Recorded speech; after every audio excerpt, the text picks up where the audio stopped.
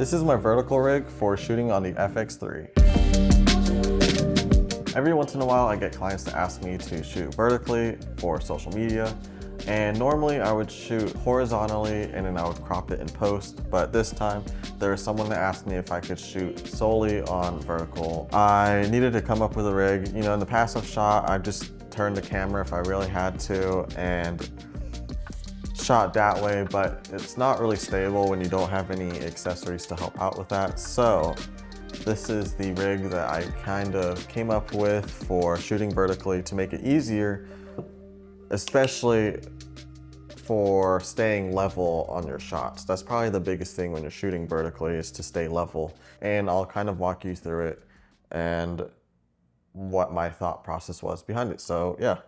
Okay, so we're starting off with the FX3 body, and we have the small rig cage. When I got this cage, it didn't come with a NATO rail, so if you do get a cage, normally they would come with one, and that's what you need for this vertical build. The first thing that we'll do is add a NATO rail. So this one I just got from Fotga. It was pretty affordable, but really you just need a rail on here. Then the next thing that I want to do is attach this DJI Ronin tripod grip.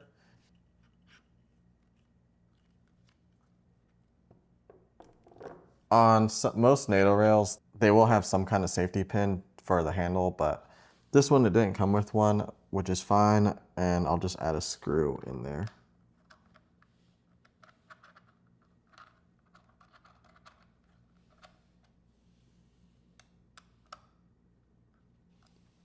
Yeah, and I got this handle from Small Rig, and it was pretty easy to install. It's just 2 screws and this plate, and you can adjust it up and down to the preferred height. It comes with a cold shoe, some quarter 20 mounts, and then it also has a Allen key at the bottom. So now you can attach it right here. The next thing I'll add is a arm. So you can use any magic arm that you prefer. I'm just using one that has a cold shoe on there already. That way I can utilize the one on the cage. And you know, you just want to really make sure it's in there. And the arm that I have, it has a little quick release plate built in so you can screw it onto your camera. So all I have to do is slide it on there.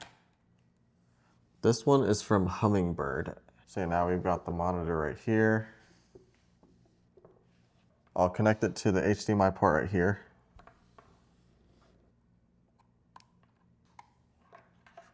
And then I'll wrap it around this arm a couple times just to tidy up the cable.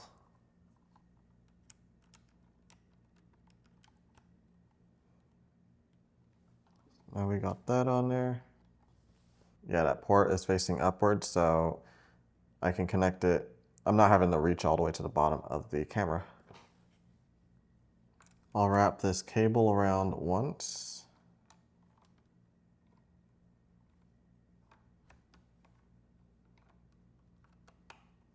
And that's the build.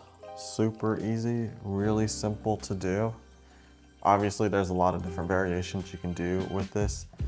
From the monitor to the arm to the mic that you want, the handle. This is just kind of to give you reference for how I did it with the resources that I had. And hopefully, you know, you can come up with your own build, or if you like this one, you can give it a try. With this rig, I might not need this monitor up here. I shoot a lot on the LCD screen. I like using the native monitors on the Sony cameras because even though they are kind of small, I like being able to directly see and control my autofocus and settings on the same monitor. I tend to for framing, I guess it's good for bigger projects, but when I'm running gun and trying to get stuff really fast, then I just find it more useful not having to look up and down on a monitor. I'd rather just look at one monitor and trust the scopes and trust the waveform. I was at a film screening yesterday for a music video that I helped out on with Rigid Motion Films and Mama Duke, and we were getting some pictures done and some video done in front of a red carpet with the crew. and I saw one of the videographers there, they had a DJI tripod mounted right on their FX3 as well, and they were also shooting vertical, and so they only had it like this, they didn't have a handle on the side, and I thought that was like kind of useful to have another point to hold on to. And not only that, you know, you can fold out the legs and then you get to set your camera down real easily. So that's one part of it. The other part is using this Fotga, I don't know how to say it, but Fotga mount. It screws onto the part of the FX3 where you would typically screw the top handle. So instead of having this, you have this plate on there.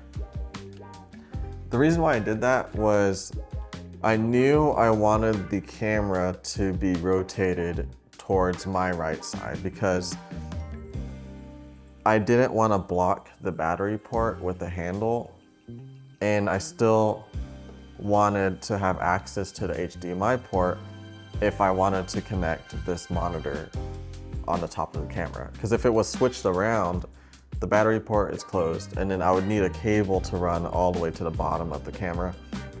And that's something I don't want. I want to keep it as minimal as possible. You can get any handle that you can find on Amazon or a SmallRig or Tilta, any manufacturer, that's your preference. I just got this one because it looked good, it was cheap, and it came with some mounting points on the top of the handle. And I attach it with the NATO clamp that's already on the handle and onto the NATO rail. So this Fotga is actually a NATO rail, and it has 1/4-20, it has 3/8 inch, but I'm using the NATO rail to connect to it. So it's a firm, solid connection. The only thing I don't like about it is I wish there was like some kind of safety pin on here.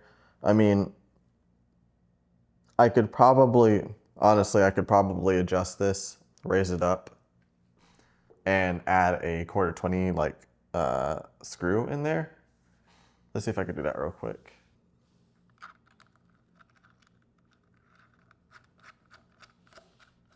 The nice thing about this is that it comes with the Allen key on the bottom, and it's magnetically held in there. I'll go ahead and slide this on.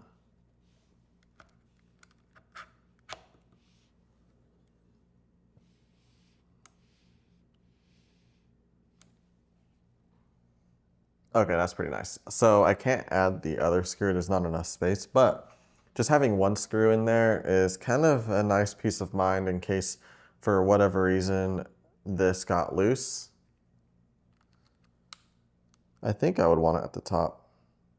Yeah, because the weight of the camera, yeah. So even if it loosened, let's see. If I'm holding onto the handle, yeah. So if I was holding onto the handle and it loosened for some reason, then it's still gonna stay on. As long as I'm not, if I hold the camera, then the handle will fall off, but obviously that's not a big deal compared to dropping a camera. It's, like I said, it's nice that I can still access the battery right here, right on the bottom. And then, let me tighten this down. If I close up the tripod legs, I can go ahead and I still have access to the SD cards. And then you can really use any kind of arm that is your preference.